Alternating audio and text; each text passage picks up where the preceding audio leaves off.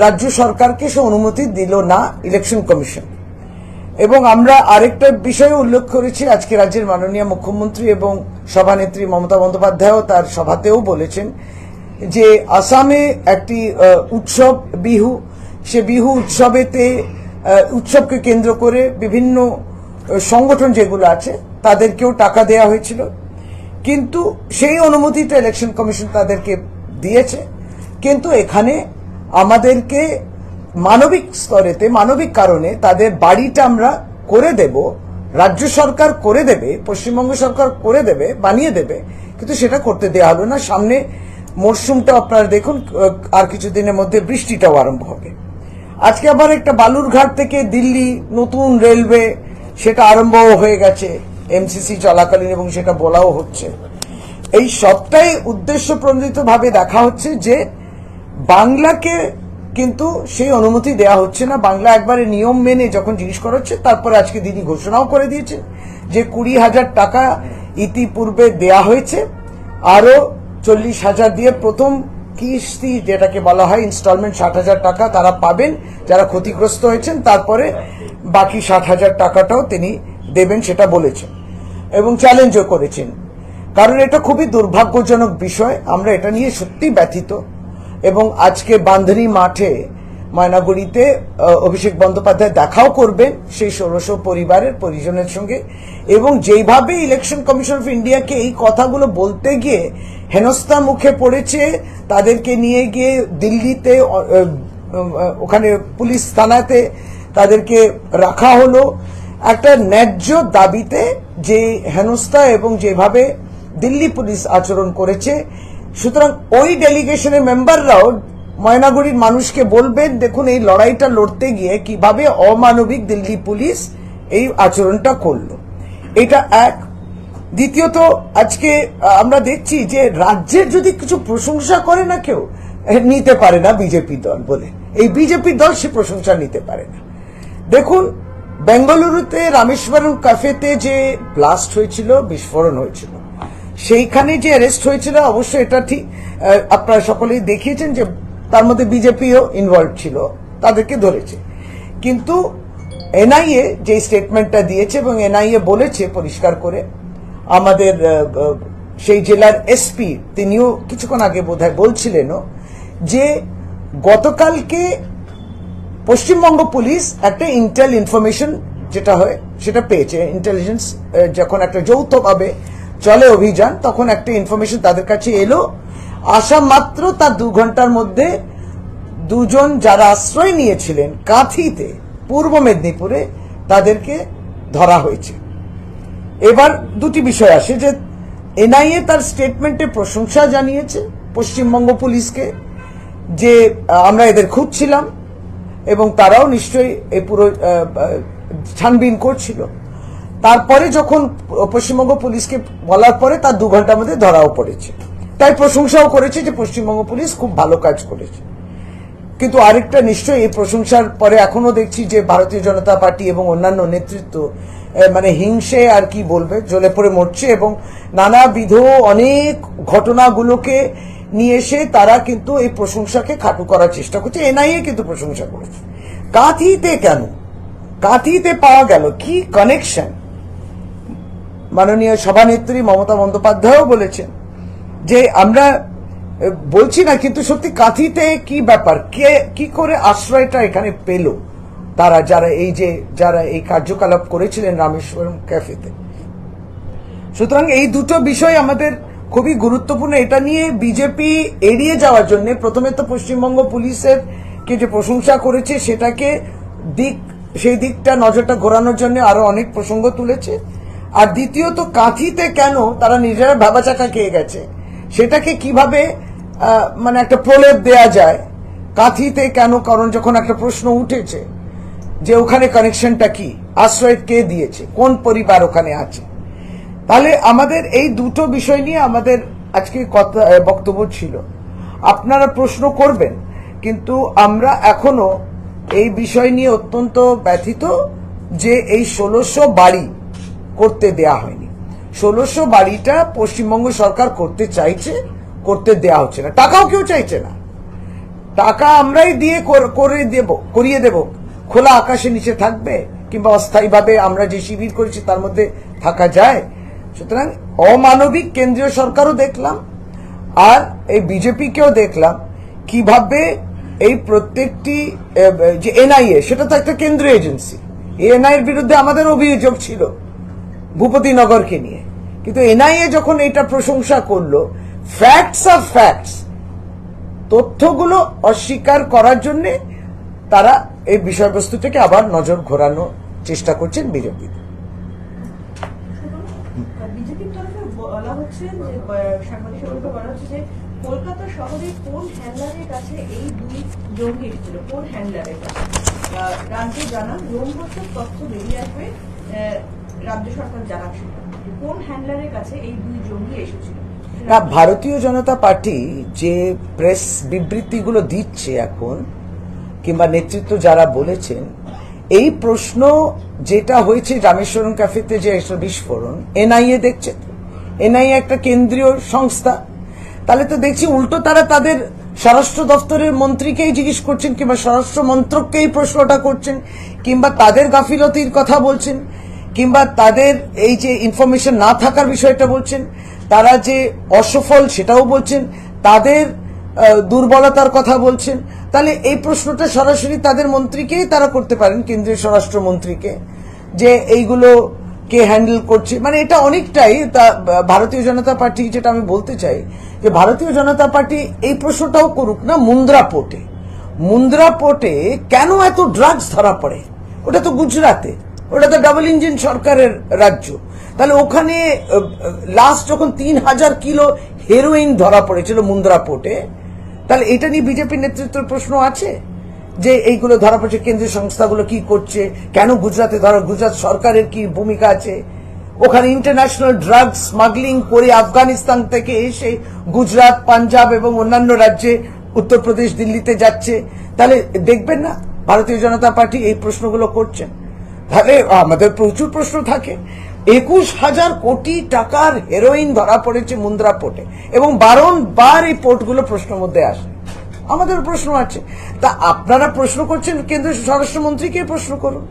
অমিত মালব্য এক্সএলএ জানিয়েছে যে কলকাতা সহ ওয়েস্ট বেঙ্গল হচ্ছে সেফ হাউস যারা হচ্ছে জঙ্গি এবং দুষ্কৃতীদের জন্য। হ্যাঁ, তো তাকে তো অমিত মালব্য যেটা বললাম জানি না এনআইএ স্টেটমেন্ট বলার আগে তিনি এটা করলেন কিনা, আর তার ট্রোল পার্টি তার জন্য নেমে গেছে কিনা, নাকি এনআইএ বলার পরে করেছে কিনা। দুটোর ক্ষেত্রেই বোঝা যায় যে বলার পরেও যদি হয় তার মানে ওই হিংস, মানে একটা জেলেসি, যে কি ব্যাপার, পশ্চিমবঙ্গ পুলিশ ভালো কাজ করেছে, এনআইএ বলে ফেলেছে, এটা তারা সহ্য করতে পারছে না। অসহিষ্ণু কিংবা তার আগে যদি বলে থাকেন, তারা ভেবেছিলেন আবার ওই একই কথা, ওই কাঁথিতে ধরা পড়াটা, সেখানে যিনি আছেন কিংবা তার পরিবার আছেন তাদের দিকে যদি আঙুলটা যায়, তাই জন্য আগে আমি সেটাকে একটা এক্সকিউজ নিয়ে নিচ্ছি।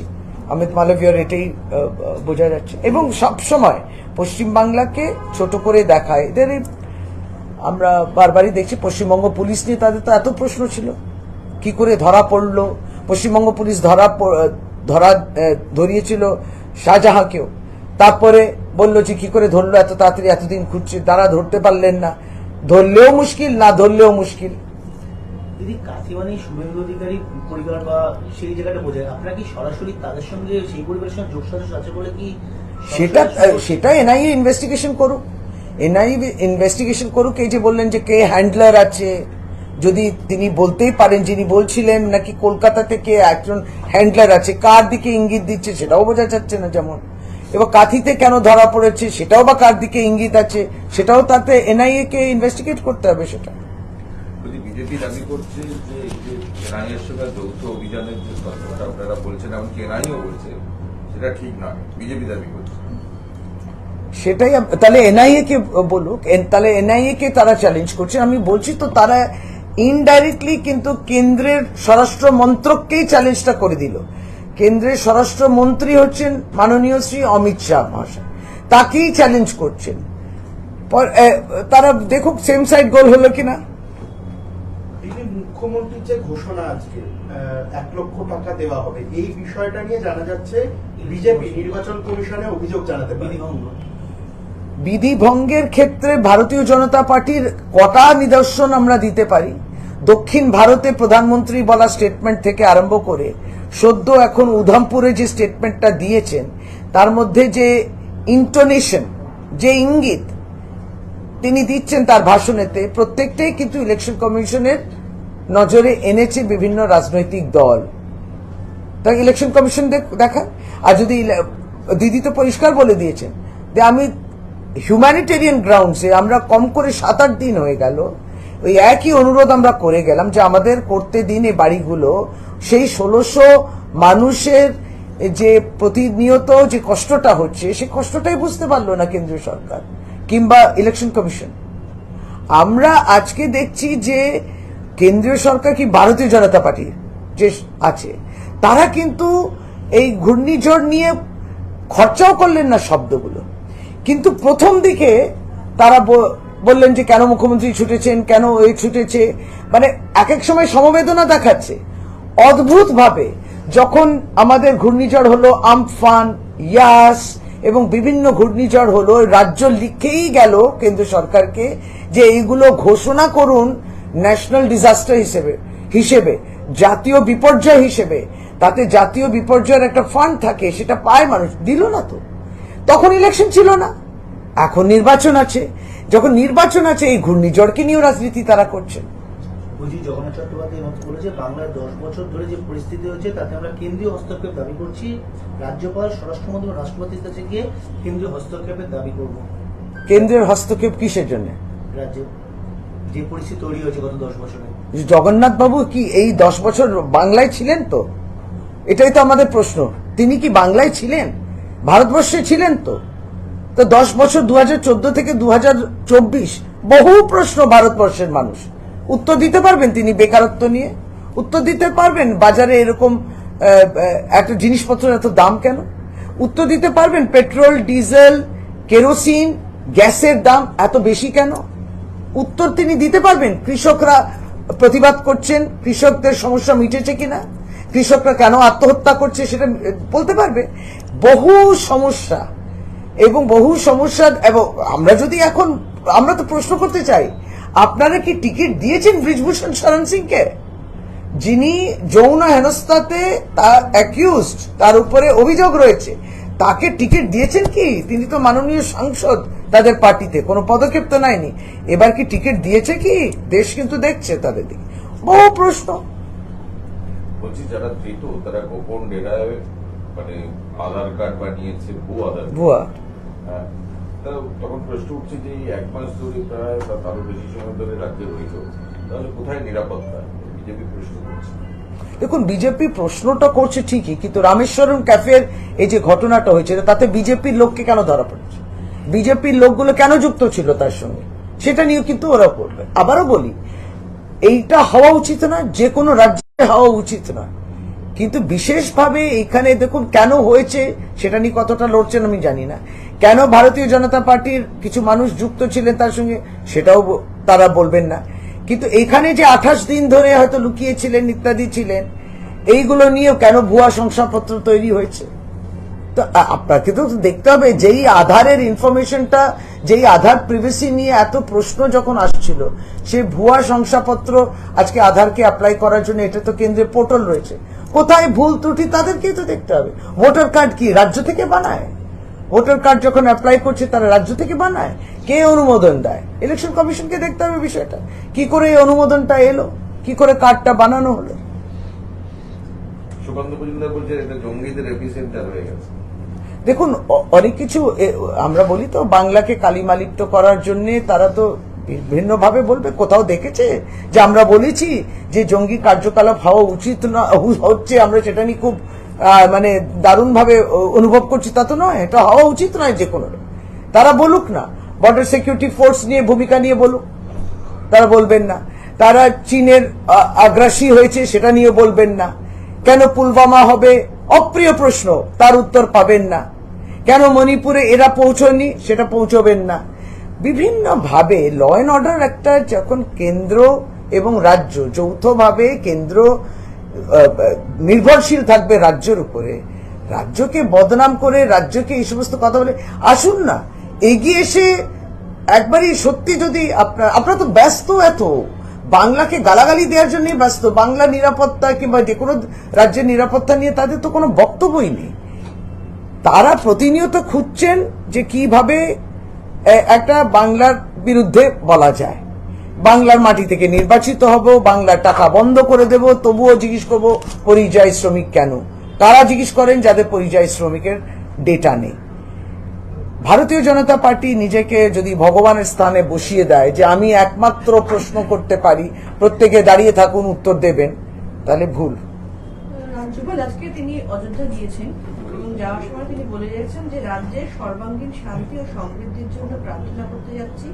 রামের কাছে আমার প্রার্থনা, রাজ্যের কোথাও যেন দুর্নীতি ও সন্ত্রাস না থাকে। না, নিশ্চয়ই নিশ্চয়ই তিনি ভালো চাইছেন এই রাজ্যের। আমরা ধন্যবাদ জানাই, তিনি রাম মন্দিরে যাচ্ছেন, খুব ভালো। সামনে রামনবমীও আসছে, আমরাও এখানে রামনবমী এবং শ্রীরামের পুজো এবং মন্দিরে সমস্ত চলবে, উৎসব তো চলছে। আপনারা তো জানেন যে আজকে নীল ষষ্ঠী আছে, পুজোগুলো চলছে, অন্নপূর্ণা পুজো আসছে, নতুন বছরও আসছে, নতুন বছরও শুভেচ্ছা তিনি জানাবেন সকলকে। নিশ্চয়ই তিনি যেতে পারেন রাম মন্দিরে, এটা তো কোনো আলাদাভাবে কিছু বলার নেই। সকলের শান্তি ভালো থাকুক, ভারতবর্ষ ভালো থাকুক। তিনি এই রাজ্যের রাজ্যপাল বলে এই রাজ্যের শুভ কামনা করেছেন, করবেন। রামের কাছে প্রার্থনা যে রাজ্যে যেন দুর্নীতি ও সন্ত্রাস না থাকে। সর্বত্র তিনি সর্বত্র দেশের নাগরিক হিসেবে, আফটারঅল তিনিও একজন বিউরোক্র্যাট ছিলেন, তো আর সেখানে যে কোনো রাজ্যে গিয়ে তার কাজ করার সেই সময় নিশ্চয়ই সুযোগ পেয়েছেন। সুতরাং ভারতবর্ষ ভালো থাকুক, সুস্থ থাকুক, দুর্নীতি মুক্ত থাকুক। বলছি, রাজনাথ সিং বলে যে তৃতীয় নয় চতুর্থবারের জন্য প্রধানমন্ত্রী মোদী হবেন। কে? রাজনাথ সিং। তো তাদের দলের সাংসদরা এটাই তো বলবেন, এটাই তো জানি। যদি দলের লয়ালিস্ট হিসেবে থাকেন তাহলে নিশ্চয়ই তারা সেটাই চাইবেন, তাই বলেছেন। এটা তো পুরোপুরি রাজনৈতিক কথা, একটা রাজনৈতিক দলের সদস্য তার রাজনৈতিক লিডার সম্বন্ধে বলেছেন। দিদি, এর আগে আমরা দেখেছি যে রামনবমীর সময় পালন করতে গিয়ে বেশ কিছু ঘটনা ঘটেছে, দুর্ঘটনাও ঘটেছে, এবং সামনে 2024-এর ইলেকশনের আগেই রামনবমী, তো সেই জায়গা থেকে কি প্রশাসনিক পদক্ষেপ বা সেরকম কোনো দেখুন, যে কোনো একটি যখন ধর্মীয় মিছিল কিংবা ধর্মীয় অনুষ্ঠান উৎসব, সেখানে কিন্তু আমাদের বাংলায় তো সব উৎসবই পালন করা হয়।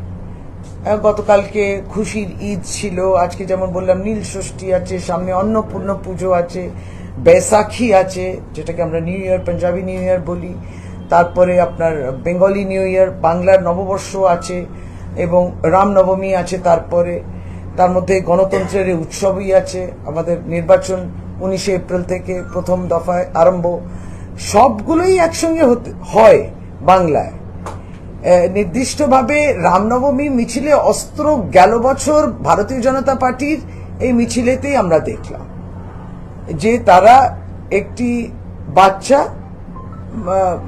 বলছে তো মাইনর ছিল, তার হাতে কোথায় কলম থাকবে তার হাতে দিয়ে দিল একটা অস্ত্র।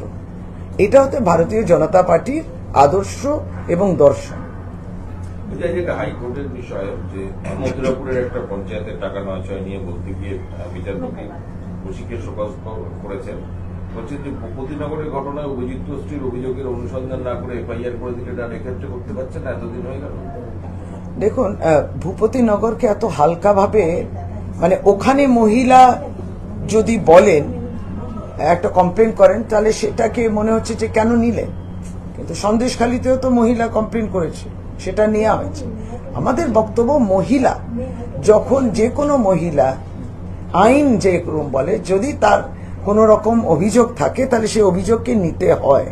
এখানে হঠাৎ মানে দুরকম বললেন না, সন্দেশখালীর ক্ষেত্রে অভিযোগ তারপরে তদন্ত, আর এখানে বলছেন তদন্ত আগে হোক তারপর অভিযোগটা নেবেন। এটা আমাদের জন্য এটা কোথাও একটা দুরকম মনে হচ্ছে।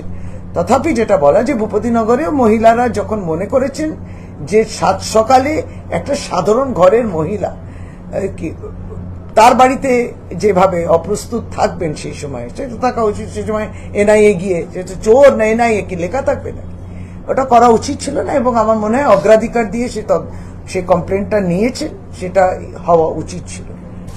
এরপরে আপনি বলছেন মথুরাপুরের যে কমপ্লেনটা দুর্নীতি নিয়ে, দুর্নীতির সমস্ত কমপ্লেনগুলোও নেওয়া হচ্ছে, হাইকোর্টও বলছে, ইনভেস্টিগেশনও হচ্ছে এবং তদন্তটাও চলছে। তদন্তটা যে একটা শাস্তির জায়গা তৈরি হচ্ছে সেটাও আমরা দেখছি,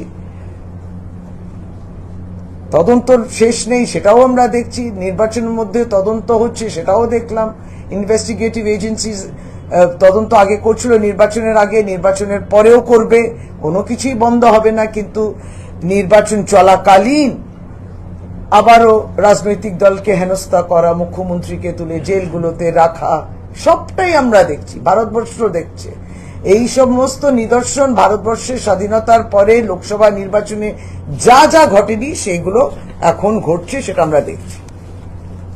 এবং এই লেভেল প্লেইং ফিল্ডের কথাই বলা হয়েছে, একটা সমান স্তরে সকল রাজনৈতিক দল সমানভাবে যাতে লড়তে পারে, সেটা ইলেকটোরাল রিফর্মসই বলুন, যেটা মমতা বন্দ্যোপাধ্যায় বলেছেন, কিংবা একেবারেই সমানভাবে প্রত্যেকটি দল সে সুযোগ পাবে না, এটা ইলেকশন কমিশনকে বলা। এনআইএ তথা তদন্তকারী এজেন্সির যে তৎপরতা, সেটা নিয়ে দুবার ইলেকশন কমিশন তো রয়েছে, দুবার অভিষেক বন্দ্যোপাধ্যায় রাজ্যপালের দ্বারস্থ হলেন, কিন্তু এখনো পর্যন্ত ইলেকশন কমিশন বা রাজ্যপালের তরফ থেকেও সেরকম কোন রকম কিছু আমরা দেখলাম না। বলুন, মহামান্য রাজ্যপালকে দুবার ডেলিগেশনে আমরা গিয়েছিলাম, তিনি সবটা শুনেছেন। প্রথম বার তিনি বলেওছেন সঙ্গে সঙ্গে কথা বলবো ইলেকশন কমিশন। দ্বিতীয়বার যখন আমরা গত পরশু দিন গেলাম তখন উনি বলেওছিলেন। আবার তিনি এটাও মেনশন করেছেন যে চিফ ইলেকশন কমিশনারকে তিনি পাননি, বাকি দুজন জেনারেল সদস্য আছে তাদের সঙ্গে তার কথা হয়েছে। এবং তিনি বলছেন যে আমি বলেছি গুরুত্ব সহকারে দেখতে, এটা খুবই প্রয়োজন যে মানবিক, আবার আমরা চিঠিও দিয়েছি যে মানবিক খাতিরে এটা করতে দেয়া।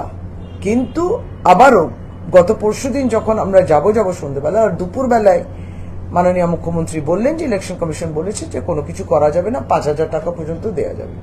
তারপর দিয়ে দিয়েছেন 20,000 টাকা, আর আবার আজকে 40,000 টাকা রিলিজ হবে প্রতি বাড়ির জন্য, সেটা বলে দিয়েছেন।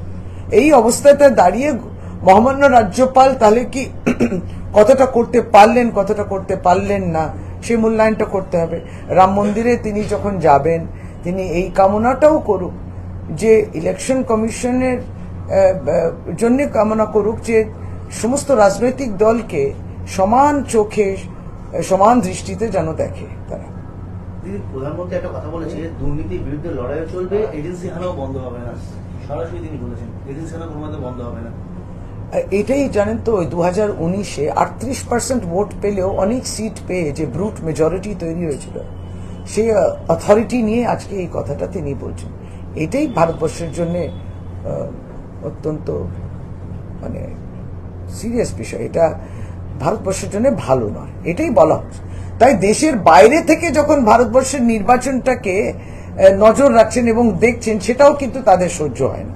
কিন্তু সত্যি তো সকলেই বলছে যে অটোক্রেসিটা হচ্ছে, ডেমোক্রেসিটা নেই, অটোক্রেসি হচ্ছে।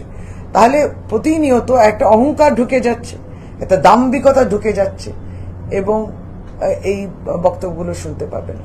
দিদি, জিটিএ শিক্ষক নিয়োগ দুর্নীতি মামলায় এফআইআর করেছে রাজ্য, এবং রাজ্য স্কুল শিক্ষা দপ্তর, সেখানে দেখা যাচ্ছে যে এফআইআর জেলবন্দি শিক্ষামন্ত্রী পার্থ চট্টোপাধ্যায় যেমন আছে, বিনয় তামাং, তৃণমূলের ছাত্র পরিষদের সভাপতি তৃণাঙ্কুর ভট্টাচার্য, প্রত্যেকের নাম আছে।